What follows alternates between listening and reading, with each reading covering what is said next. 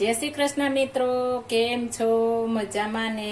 आज આપણે એકદમ સરસ અને ઉનાળામાં કોઈ પણ શાક ખાવાનું મન ન થાય ને આ રીતના બનાવીશું તો આપણે એકદમ મજા ખાવાની પડી જશે। આપણે આ શાક કેરીના રસ સાથે પણ સેટિંગ આવે છે, એટલું મસ્ત બને છે। આપણે એકદમ સરસ અને તમે કલી ગાંઠિયા, ભાવનગરી ગાંઠિયા, ફાફડી ગાંઠિયા બધાનું શાક કર્યું હશે, પણ હું ગેરંટી દઉં છું તમે આ તીખા ગાંઠિયાનું આપણે ડાખરી ગાંઠિયા આવે છે તીખા ગાંઠિયાનું, તેનું શાક તમે ક્યારે પણ નહીં કર્યું હોય, એટલું મસ્ત આપણે આ શાક બને છે। અને આ શાક આપણે પંજાબી સ્ટાઇલ બનાવવાનું છે। એકવાર બનાવશો તો તમારે પંજાબી બહારનું નહીં ખાવ, હું 100% ગેરંટી આપું છું, એટલું મસ્ત આ શાક બને છે। આપણે આ શાક બનાવવા માટે મેં કાશ્મીરી મરચા લીધા છે। આપણે તીખા ગાંઠિયા છે એટલે આપણે લાલ મરચું પાવડર તીખું નાખીશું તો વધારે તીખું થશે, અને જો તમે તીખું ખાતા હો તો લાલ મરચું પાવડર નાખી શકો છો, તમે આ કાશ્મીરી લાલ મરચું સ્કીપ કરી શકો છો। મેં 4 થી 5 મરચા ગરમ પાણીમાં પલાળી દીધા હતા। આપણે મિક્સરમાં ક્રશ કરવાનું છે, આપણે અલગ જ રીતના બનાવવાનું છે। 4 થી 5 કાશ્મીરી લાલ મરચા, 1 વાટકી તીખા ગાંઠિયા, અને વજનમાં જોઈએ તો 50 ગ્રામ છે। અડધી વાટકી ખાટું દહીં, આપણે પંજાબી સ્ટાઇલ બનાવવું છે એટલે ખાટું દહીં, જો તમારી પાસે ખાટું દહીં ન હોય તો ખાટી છાશ પણ લઈ શકો છો। અને 1 વાટકી આપણે ફાફડી ગાંઠિયા લીધા છે, 15 થી 17 ગ્રામ જેવા છે અંદાજિત। 1 કાંદાનું આપણે ચોપ કરી લીધું છે ઝીણું ઝીણું, અને 1 ટામેટું, અને ધાણા ભાજીના ડંઠલામાં નાખીશું તો એકદમ મસ્ત ફ્લેવર આવશે આપણે શાકની, એટલા માટે હું વારે વખતે આ ડંઠલ નાખું છું, ધાણા ભાજી, લીલા ધાણા ભાજીના। અને 7 થી 8 કળી લસણ, લીમડો અને ધાણા ભાજી લીધા છે। હવે પ્રથમ પહેલા આપણે આ ક્રશ કરી લેશું બધું। આપણે મિક્સર બાઉલ લઈ લીધું છે, તેમાં આપણે આ મરચા પલાળેલા છે તે નાખી દેશું, અને આપણે ધાણા ભાજીના જે ડંઠલ છે તે પણ નાખી દેશું। આપણે હાથ વડે કટિંગ કરીને લીલું આપણે લસણ અને લીમડો પણ આપણે ક્રશ કરીને નાખી દેશું। મારા ઘરમાં પાન મોટામાં આવે પસંદ નથી, એટલા માટે હું કોઈ પણ રેસીપી બનાવું ક્રશ કરીને જ નાખું છું। આ રીતના આપણે ક્રશ કરી લેશું સરસ મસ્ત મજાનું। આપણે મરચા પલાળેલું પાણી છે તે થોડું નાખી દેશું, વધારે નહીં, થોડું નાખી દેશું એટલે એકદમ પેસ્ટ મસ્ત બને। આપણે મસ્ત પેસ્ટ તૈયાર થઈ ગઈ છે, આ રીતના આપણે પેસ્ટ તૈયાર કરી લેવાની છે। આપણે મોટો ચમચો તેલ નાખી દેશું, વધારે નહીં। તેલ ગરમ થાય એટલે અડધી ચમચી રાઈ અને અડધી ચમચી આપણે જીરું નાખી દેશું ને એકદમ સરસ આપણે ફૂટવા દેવાનું છે। આપણે રાઈ જીરું પકડી જાય એટલે આપણે હિંગ નાખી દેશું, અને પેલા આપણે ડુંગળી આપણે સાતળી લેવાની છે, એકદમ સરસ બ્રાઉન કલરની આછો થાય ત્યાં સુધી।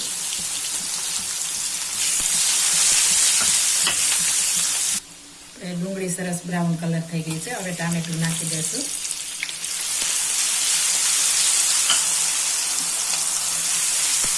આપણે ટામેટું ડુંગળીની પેસ્ટ નથી કરવાની, આ રીતના નાખીશું તો એકદમ મસ્ત આપણે ટેસ્ટ આવશે, પ્યુરીમાં આપણે ટેસ્ટ નથી આવતો। આપણે ટામેટું પણ સોફ્ટ થઈ ગયું છે, હવે તેમાં આપણે જે કાશ્મીરી મરચાની આપણે પેસ્ટ બનાવી છે તે નાખી દેશું। આપણે કલર માટે જ મરચું નાખ્યું છે એટલે એકદમ મસ્ત કલર આવે કાશ્મીરી મરચાથી, આપણે એકદમ સરસ હવે આપણે પાકવા દેશું। હવે આપણે મસાલા કરીશું, આપણે એકદમ થોડા મસાલામાં કરીશું। અડધી વાટકી આપણે ધાણા જીરું પાવડર લીધો છે, અને 5 ચમચી હળદર પાવડર, અને 2 ચપટી જેટલો આપણે ગરમ મસાલો, વધારે નહીં, આપણે થોડો નાખવાનો છે। હવે બધું મિક્સ કરી લઈશું। આપણા મસાલા બળે નહીં એટલે આપણે થોડું એવું પાણી નાખી દઈશું, એટલે આપણા મસાલાનો કલર બળે નહીં, અને આપણે સરસ એક પાકવા દેશું, આપણે તેલ છૂટું પડે ત્યાં સુધી। તેલ છૂટું પડી ગયું છે, હવે આપણે દહીં થોડુંક ફેટી લેશું, અને દહીં આપણે હંમેશા બધા મસાલા થઈ જાય ત્યારબાદ જ નાખવાનું છે, ત્યાં સુધી નથી નાખવાનું, નહીંતર ફાટી જશે। આપણે નાખીને ફટાફટ હલાવી લેવાનું છે, એટલે આપણું દહીં જરા પણ ન ફાટે। આ રીતના આપણે સરસ મિક્સ કરી દેશું, અને ફરી આપણે દહીં પાકવા દેશું। સ્વાદ પ્રમાણે નિમક નાખી દેશું, આપણે ગાંઠિયામાં પણ નિમક હોય છે એટલે આપણે જોઈને નાખવાનું છે। આપણે તેલ છૂટું થઈ ગયું છે, હવે આપણે 1 વાટકી જે ગાંઠિયા લીધા છે તેનું દોઢું પાણી નાખવાનું છે। આપણે 1.5 વાટકી પાણી નાખવું છે, ગાંઠિયામાં આપણે પાણી થોડું વધારે જોશે એટલા માટે। હવે એકદમ ફાણો આવવા દેશું, પાકવા દેશું. આપણે સરસ પાકી ગયું છે. આપણે પાણી નાખ્યા પછી ઉકળે ત્યારબાદ આપણે 2 થી 3 મિનિટ માટે ધીમા ગેસે પાકવા દેવાનું છે, નહીતર આપણે મીઠા શાકમાં નહીં આવે. હવે ગેસની ફ્લેમ બંધ કરવાની છે. આપણે ગાંઠિયાનું શાક કોઈ પણ ગાંઠિયાનું કરીએ હંમેશા આપણે ગેસની ફ્લેમ બંધ કરીને જ નાખવાના છે. પહેલા આપણે તીખા ગાંઠિયા નાખી દેશું.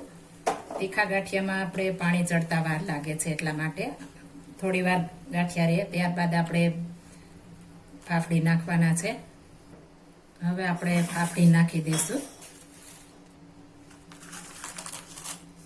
તમે થોડા તીખા ને થોડા ફાફડી વધારે નાખવા જો માંગતા હો તો આપણે ફાફડી વધારે ને થોડા તીખા નાખવાના છે. તમે તમારા મેજરમાં પ્રમાણે લઈ શકો છો. હવે થોડી વાર આને 5 મિનિટ માટે રહેવા દેશું. આપણે એકદમ મસ્ત શાક થઈ ગયું છે. હવે ઉપરથી આપણે ધાણા ભાજી ફ્રેશ સ્પ્રિંકલ કરી દેશું. હવે આપણે સર્વિંગ પ્લેટમાં કાઢી લેશું. એકદમ સરસ અને રસેદાર આપણે શાક તૈયાર થઈ ગયું છે. જો તમારે પરબારું સર્વ કરવું હોય તો આપણે રસો ઓછો રાખવાનો છે. આપણે થોડી વાર પછી કરવું હોય થોડો વધારે રસો રાખવાનો છે, નહીતર આપણે સોસી જશે તો શાક કડક થઈ જશે અને ટેસ્ટ પણ આપણો એટલો મસ્ત નહીં આવે. એટલા માટે આપણે જે પ્રમાણે સર્વ કરવાનું હોય એ પ્રમાણે આપણે રસો રાખવાનો છે, તો એકદમ મસ્ત આપણું શાક બને અને ખાવાનો પણ એટલો મસ્ત ટેસ્ટ આવે. તો આપણે મસ્ત મજાનું શાક તૈયાર થઈ ગયું છે. તમે જરૂર એકવાર ટ્રાય મારજો. તમારે આ શાક એકવાર બનાવશો તો બધાનું ફેવરેટ થઈ જશે. તેટલું મસ્ત આ શાક બને છે. હું 100% ગેરંટી આપું છું કે તમારા ઘરના બધાને પસંદ આવશે. એટલું મસ્ત બને છે. એકવાર જરૂર ટ્રાય મારજો. જો આ મારી રેસીપી પસંદ આવી હોય તો મારી ચેનલ લાઈક, શેર અને સબસ્ક્રાઇબ કરી દેજો. ફરી મળીશું નવી રેસીપી લઈને. જય Shri Krishna. Thank you for watching guys.